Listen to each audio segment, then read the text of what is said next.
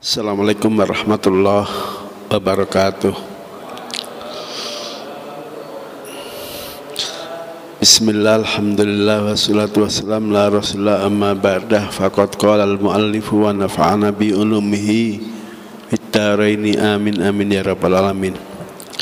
Bapak, Ibu, para mahasiswa dan seluruh masyarakat yang kebetulan salat maghrib hari ini di Masjid PT IKA STIK, marilah kita awali pertemuan ini dengan sama-sama mengucapkan alhamdulillah. Sore ini kita masih diberikan kesehatan, dan bisa melaksanakan kewajiban salat maghrib berjamaah di Masjid Darul Ilmi ini.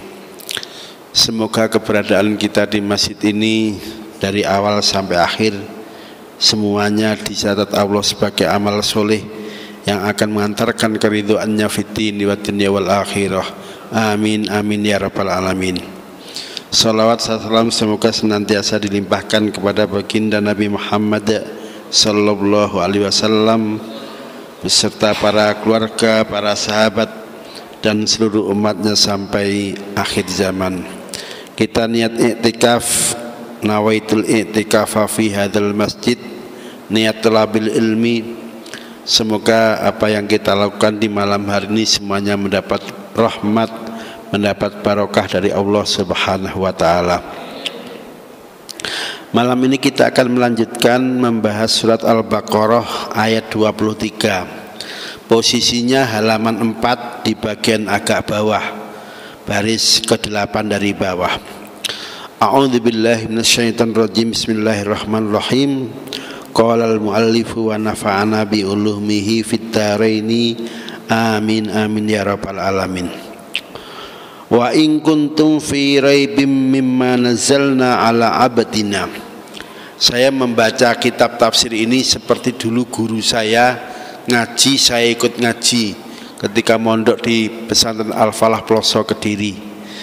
Semoga dengan mengikuti bacaan beliau, gaya beliau, kita semua mendapatkan barokah dalam mendapatkan ilmu, barokah dalam kehidupan kita. Amin amin ya rabbal alamin. Wa in kuntum, dan jika kalian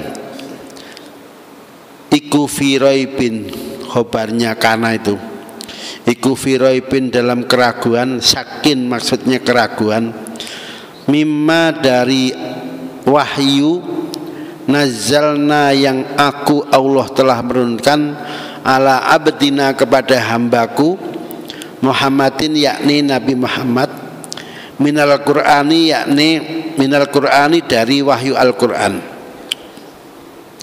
annahu sesungguhnya mimma nazzalna min indillahi, iku min indillahi dari sisi Allah. Jadi kalau kalian ragu bahwa apa yang aku turunkan kepada nabiku Nabi Muhammad, wahyu-wahyu Al-Quran yang diturunkan Allah kepada Nabi Muhammad, kamu masih ragu, faktu maka datangkanlah bisuratin, cukup hanya dengan satu surat, mimithlihi yang kurang lebih mirip-mirip sama dengan surat yang ada dalam Al-Quran. Ay al-munazzali, maksudnya yang paling tidak mirip-mirip dengan ayat-ayat Al-Quran yang pernah diturunkan kepada Nabi Muhammad. Wa min utai lafat min mislihi itu min, wa min itu lil bayani, fungsinya min bayaniyah, maksudnya min yang fungsinya untuk memberikan penjelasan. Aihya maksudnya surat mislihi yang semacam surat. Jadi kita kalau ragu terhadap betul enggak Quran itu wahyu Allah atau bikinan Nabi Muhammad, kalau masih ragu kita ditantang, ditantang untuk mendatangkan satu surat yang mirip-mirip dalam Al-Quran. Nah, yang dituntut mirip itu satu, fil balaghati, dalam hal ketentuan yang ada dalam ilmu balaghah. Ilmu balaghah itu artinya ilmu terkait sastra Arab. Biasanya dalam ilmu balaghah itu paling tidak ada 3 poin. Ada ilmu al-bayan, kemudian al-ma'ani, itu yang ada dalam ilmu balaghah. Ada al-badi, 3-tiganya tidak mudah, harus dipelajari dengan serius itu. Wa husnin nazmi, kita ditantang oleh Al-Quran untuk bikin satu surat semisal Al-Quran yang balaghahnya seperti yang ada dalam Quran. Wa husnin nazmi, dan begitu juga dari sisi keindahan susunan Al-Quran. Ini yang kedua. Yang ketiga, wal ikhbari anil ghaibi, surat yang kita susun itu juga isinya bisa menceritakan hal-hal yang dipandang gaib. Apa yang termasuk gaib? Yang dimaksud dengan gaib itu apa sih? Gaib itu artinya sesuatu yang tidak kelihatan mata, itu namanya gaib. Misal, bagaimana keadaan orang dalam kuburan, itu gaib itu. Bagaimana isinya neraka, siksaannya seperti apa, itu juga gaib. Bagaimana isinya surga, itu juga dipandang sesuatu yang dipandang gaib. Berarti ada barang yang menurut orang, menurut si A gaib, bagi si B enggak gaib. Contoh, ada orang pernah masuk surga, berarti surga bagi orang itu yang enggak gaib. Bagi yang belum pernah masuk, berarti surga itu masih dihukumi gaib. Ini maksudnya.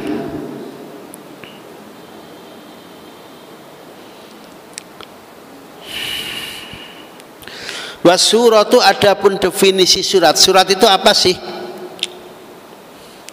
Wasuratu, adapun surat itu qit'atun, sepotong. Sepotong, qit'ah itu satu potong, isinya beberapa ayat. Laha, bagi qit'ah, awalun, ada permulaan, wa akhirun, dan ada akhirnya. Kita kalau membaca suratul Fatihah, ya mulainya dari bismillahirrahmanirrahim, alhamdulillahirabbil alamin, ayat yang kedua terakhir waladdallin, itu akhirnya. Kalau kita baca surat Al-Ikhlas berarti kul huwallahu ahad, itu pembukanya, ayat terakhir itu sebagai penutupnya. Misalnya begitu. Baik. Jadi wasuratu, adapun yang dimaksud dengan surat Al-Quran itu qit'atun, satu potong. Laha, iku bagi qit'ah, awalun utawi permulaan, wa akhirun, dan akhirnya. Aqaluha, adapun paling sedikit yang disebut surat itu salasu ayatin, 3 ayat. Jadi surat Al-Quran yang paling pendek itu isinya 3 ayat. Kira-kira surat apa, Pak? Misalnya surat Inna A'toina Kal Kautsar, itu surat Fasholli lirabbika wanhar inna syani'aka huwal abtar. Itu surat yang paling pendek, isinya 3 ayat. Sampai mana tadi? Wa aqalluha, adapun paling sedikitnya yang dinamakan surat itu salasu ayatin, isinya 3 ayat. Wad'u wa in kuntum fi raibim mimma nazzalna ala abdina fa'tu bi suratin min mithlihi wad'u syuhada'akum. Wad'u, dan ajaklah kalian syuhada'akum, kepada teman-teman kalian, alihatakum, bahkan makna dari syuhada ini artinya Tuhan-Tuhan yang kalian selama ini kalian sembah. Jadi ini ayat fa in kuntum fi raibim mimma nazzalna, ini ayatnya kategorinya makiyah, masih diturunkan pada saat Nabi tinggal di Mekah. Jadi pada saat Nabi tinggal di Mekah, Karena orang Mekah diajak masuk Islam susah, mereka banyak yang ngeyel, mereka banyak yang menggugat, mereka banyak yang nggak mau diajak masuk Islam. Sampai-sampai Allah kemudian mengajukan tantangan kepada orang-orang Mekah. Kalau kamu, hei orang Mekah, diajak masuk Islam nggak mau, disuruh mengimani Al-Quran nggak mau, ya sudah, sekarang gini aja. Allah menantang yang pertama dengan fa'tu bisiratim mithlihi, suruh mendatangkan satu surat Al-Quran yang mirip-mirip surat terpendek yang ada dalam Al-Quran. Nah, ternyata surat terpendek dalam Al-Quran itu nama suratnya Al-Kautsar, inna a'tainakal kautsar, jumlah ayatnya hanya 3. Jadi kalau kita nggak percaya Quran ini merupakan wahyu Allah atau bikinan Nabi Muhammad, Allah sudah memberikan tantangan. Kalau kamu nggak percaya Quran ini merupakan wahyu dari Allah, silahkan kalian bikin surat terpendek seperti yang ada dalam Al-Quran untuk menandingi Al-Quran. Nah, Allah hanya nuntut ketika kamu ingin membuat surat mirip-mirip yang ada dalam Quran, pertama susunan bahasanya, sastranya mirip-mirip dengan Quran. Yang nomor 2, dalam surat itu juga bisa mengabarkan sesuatu yang gaib, nyeritain neraka, nyeritain kuburan, nyeritain surga, itu yang gaib itu. Nah, yang ketiga, redaksinya, tarkibnya, susunannya, keindahannya juga jangan kalah dari Al-Quran. Seperti itu yang dituntut oleh Allah. Kalau ada manusia yang masih ragu tentang keberadaan Al-Quran yang merupakan wahyu dari Allah, bahkan kemudian Allah masih ngasih kesempatan, wad'u syuhada'akum, silahkan Anda minta tolong, manggil kepada teman-teman kalian. Syuhada'akum ini ternyata ditafsir dengan alihatakum, Tuhan-Tuhan yang selama ini Anda sembah. Yang namanya Tuhan itu kan pasti membantu hambanya. Nah, kalau kamu ternyata nggak menyembah Allah, punya sembahan lain, ya minta tolonglah kalian kepada Tuhan-Tuhanmu itu untuk membantu menandingi satu karya, menandingi Al-Quran. Alihatakum maksudnya boleh minta tolong kepada Tuhan-Tuhan kalian, allati ta'budunaha, allati yakni sesembahan, ta'budunaha di mana kalian nyembah kepada Tuhan-Tuhan kalian tadi. Min dunillah syaratnya jangan minta tolong kepada Allah. Ghairihi maksudnya Anda wahai manusia boleh minta tolong kepada sesembahan-sembahan kalian asal bukan minta tolong kepada Allah. Litu'inukum, agar Tuhan-Tuhan yang kalian sembah memberikan pertolongan kepada kalian untuk membuat satu karya untuk menandingi Al-Quran. In kuntum, jika kalian itu shodikin, termasuk orang-orang yang benar. Fi anna Muhammadan qalahu min indi nafsihi faf'alu dzalika. Fi anna Muhammadan, sesungguhnya Nabi Muhammad, qalahu, Nabi Muhammad mengatakan min indi nafsihi, bahwa yang dikatakan itu datangnya dari diri Nabi Muhammad, bukan wahyu dari Allah. Faf'alu dzalika, faf'alu maka silahkan lakukan, dzalika seperti itu. Fa innakum, maka sungguhnya kalian itu Arabiyun, orang-orang asli Arab. Quran ini kan ditulis pakai bahasa Arab, dan Anda yang ditantang untuk membuat karya seperti Al-Quran, itu yang ditantang juga orang-orang Arab. Jadi pada saat Allah menurunkan Al-Quran sebagai hidayah bagi manusia, di Arab khususnya di Mekah itu terkenal karena mereka mengalami puncak-puncaknya peradaban terkait sastra. Jadi mestinya kalau mereka merasa Al-Quran ini hanya bikinan Nabi Muhammad, orang Arab lain mestinya juga bisa. Itu kalau mereka masih ngotot bahwa Quran ini bukan wahyu dari Allah.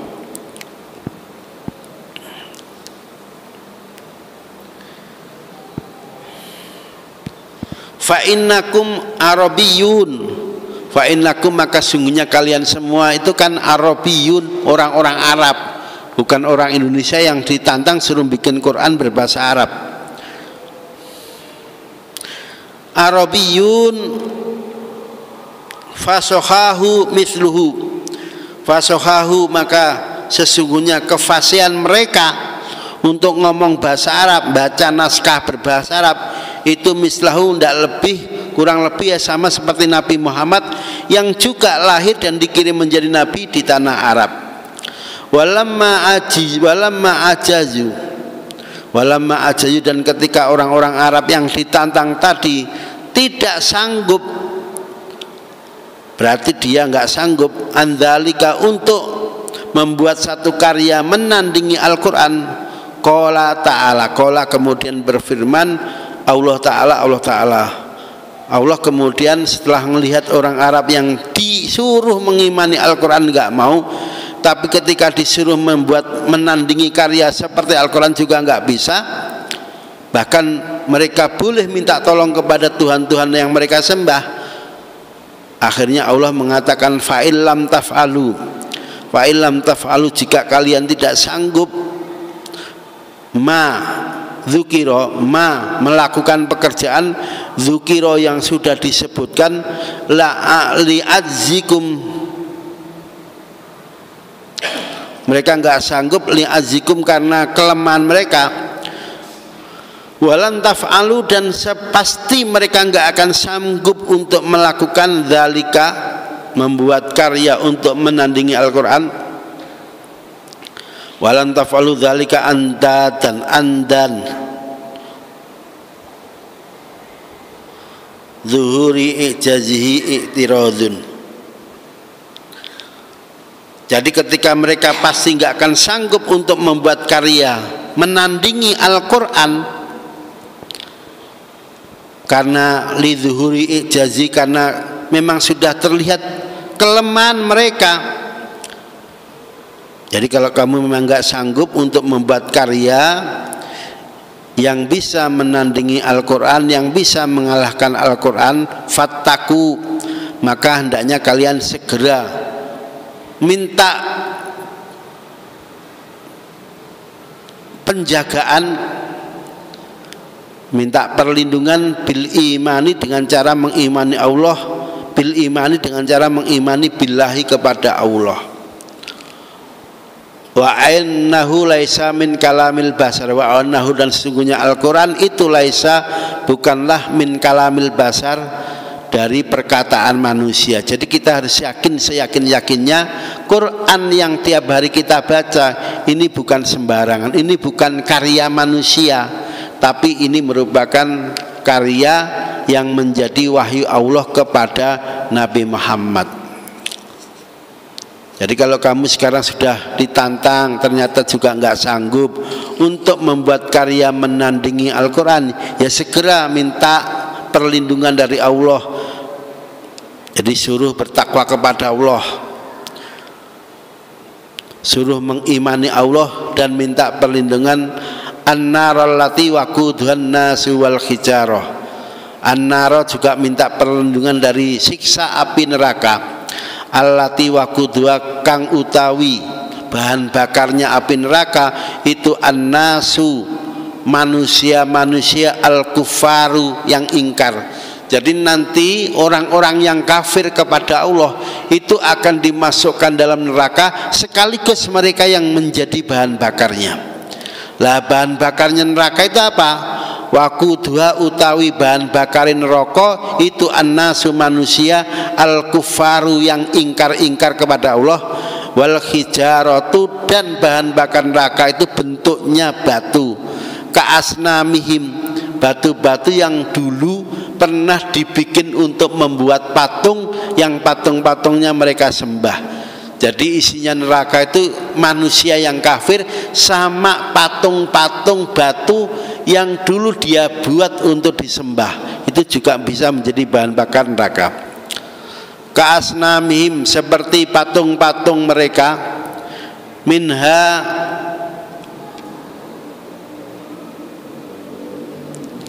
di antara patung-patung itu annaha mufrita al-hararah, annaha mufrita al-hararah, ada patung-patung yang sangat panas. Jadi karena mereka patung-patung itu lama di dasar neraka, dibakar ya panasnya bisa ribuan derajat Celcius.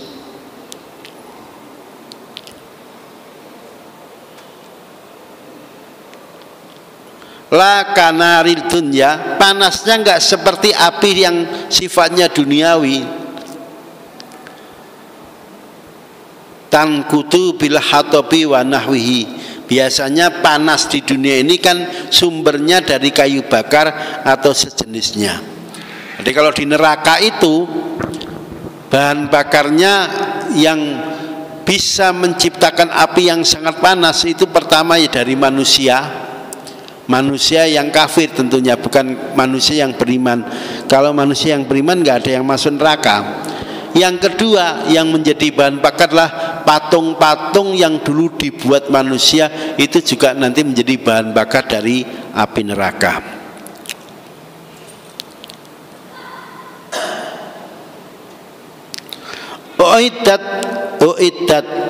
Uiddat disediakan, huyiat maksudnya disediakan apa neraka. Dan neraka tadi diciptakan Allah, dipersiapkan lil kafirin untuk orang-orang yang kafir.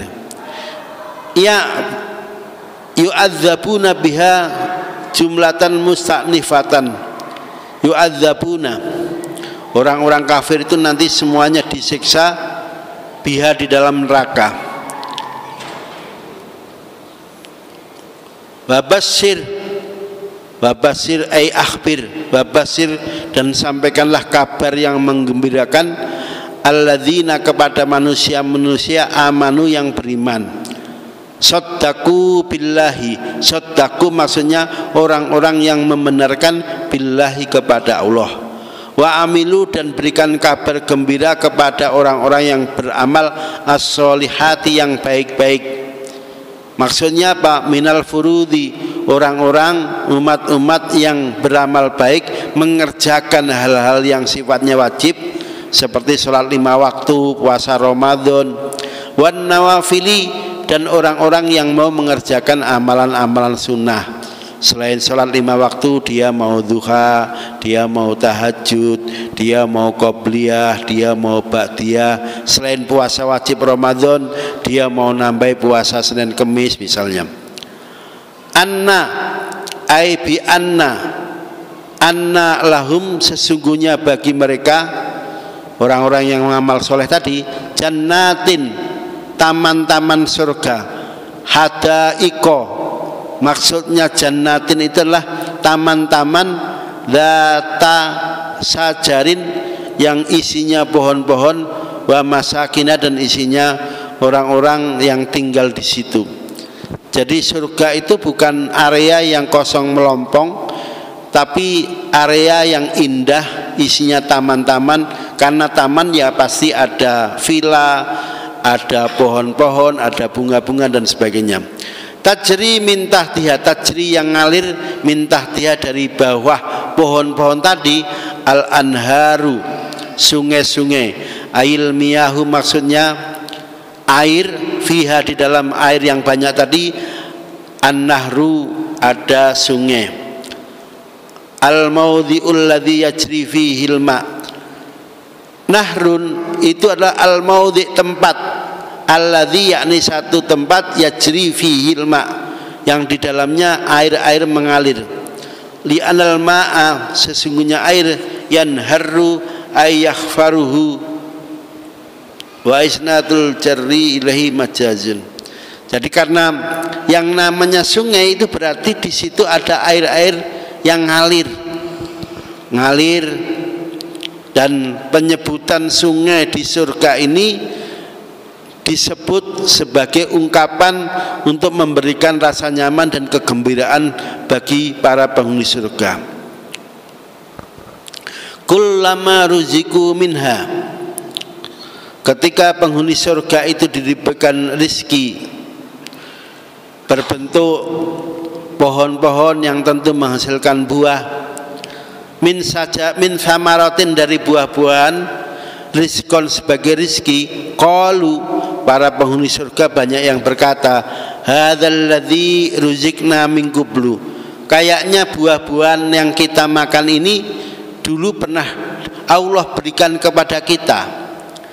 Ai qablahu fil jannah, kayaknya dulu pernah Allah berikan kepada kita. Tasabaha thimaruha biqarinati waqtu bihi. Tasabaha thamaruha, buah-buahan yang ada dalam surga itu memang satu sama lain agak mirip.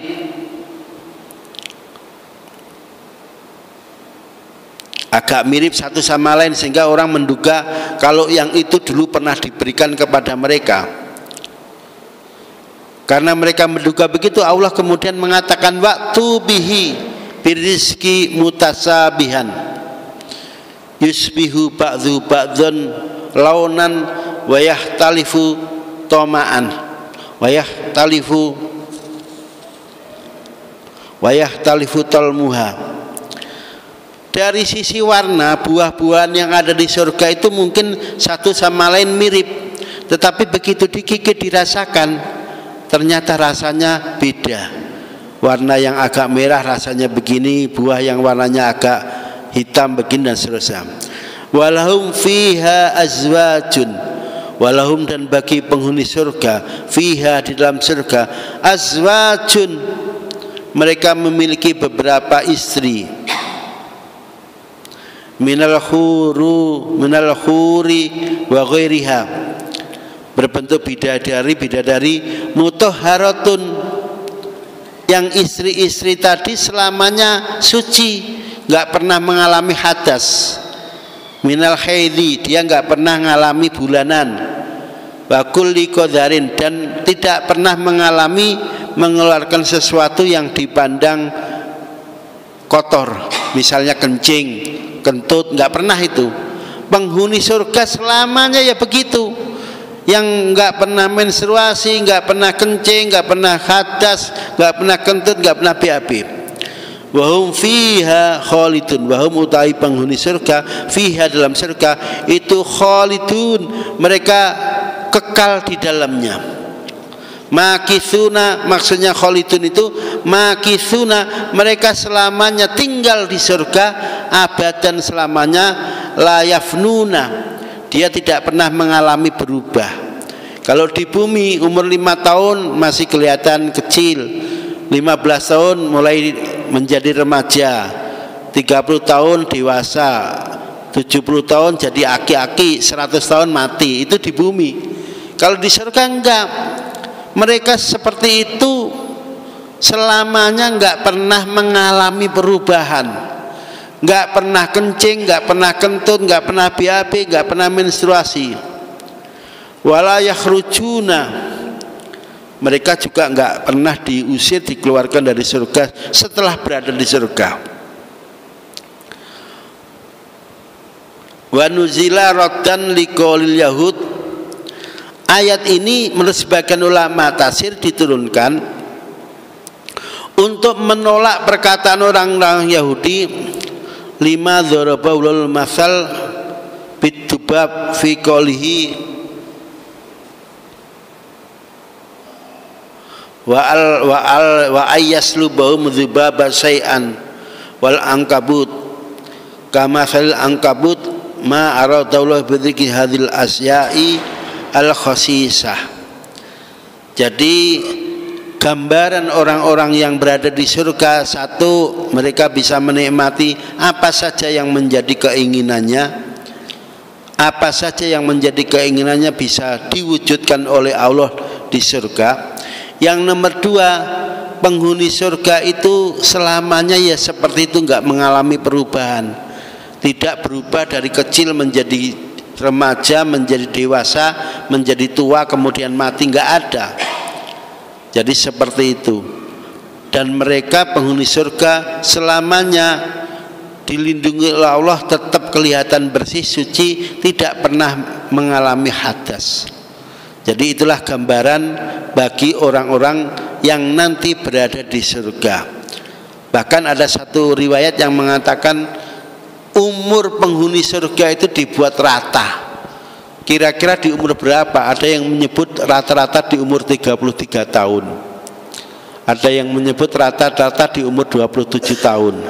Jadi enggak ada yang kelihatan tua renta, sudah enggak ada yang kelihatan kayak anak-anak.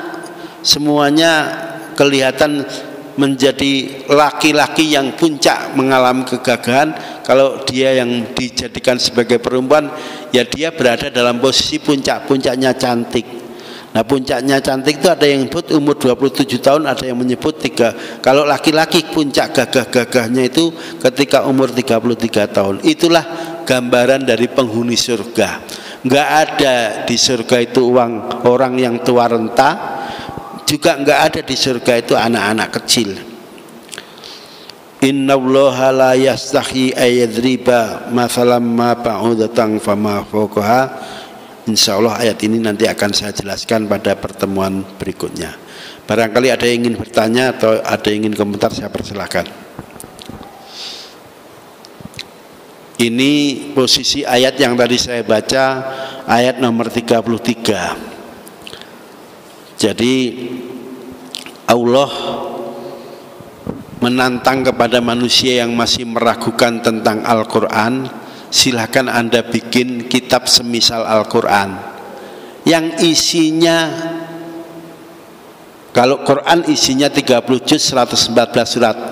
Nah, di ayat 33 itu Allah nantang untuk bikin enggak satu Quran, tapi cukup surat terpendek yang mirip-mirip dengan Al-Quran. Nah, ternyata surat terpendek dalam Al-Quran itu jumlah ayatnya hanya 3.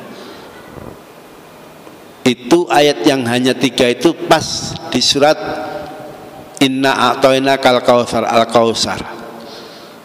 Dengan syarat yang hanya 3 ayat ini, pesannya mirip Quran, balaghahnya mirip Al-Quran, isinya juga seperti Al-Quran, bisa menceritakan hal-hal yang gaib, menceritakan hal-hal yang tidak diketahui manusia. Ternyata ketika tantangan ini disampaikan kepada penduduk Mekah, enggak satu pun yang sanggup untuk menandingi Al-Quran. Pernah dikisahkan ada seorang yang namanya Musailamah Al-Kadzab. Begitu dikasih tahu Allah nantang mereka untuk bikin semisal surat terpendek dalam Al-Quran, Musailamah ini angkat tangan, saya bisa katanya, kalau hanya 3 ayat surat terpendek. Singkat cerita, setelah orang-orang kumpul, Musailamah kemudian menyampaikan, aku akan membuat satu karya surat terpendek isinya hanya 3 ayat yang mirip Al-Quran. Dia kasih judul Al-Fil, gajah. Nah, kata si Musailamah kini, Al-Fil wa ma adraka mal-fil, Al-Fil lahu khurtumun tawil wa dhanabun athil. Kalau dilihat liriknya itu memang mirip Al-Quran, tapi kalau orang tahu bahasa Arab, mereka pasti geli. Masa karya tentang gajah kayak gitu katanya bisa menandingi kehebatan Al-Quran? Memang artinya apa? Al-Fil, gajah. Mal-fil, tahukah kamu gajah itu apa? Al-Fil lahu khurtumun tawil. Gajah itu adalah hewan yang punya belalai yang panjang. Wadhanabun athil, gajah itulah binatang yang memiliki ekor yang menjuntai ke belakang. Emang maknanya apa? Begitu Musailamah mengeluarkan hasil karyanya begitu, orang-orang kemudian ngambil batu, ngelemparin batu. Masa karya tentang gajah kayak gitu katanya bisa menandingi Al-Quran? Jadi dalam sejarah tidak satu pun manusia yang pada saat itu karya sastra itu mengalami puncak-puncaknya, tapi ternyata nggak ada satupun yang sanggup membuat satu karya untuk menandingi Al-Quran. Baik, ada pertanyaan? Insya Allah nanti akan kita lanjutkan lagi ayat berikutnya. Terima kasih. Usikum wa iyaya bittaqwa. Assalamualaikum warahmatullahi wabarakatuh.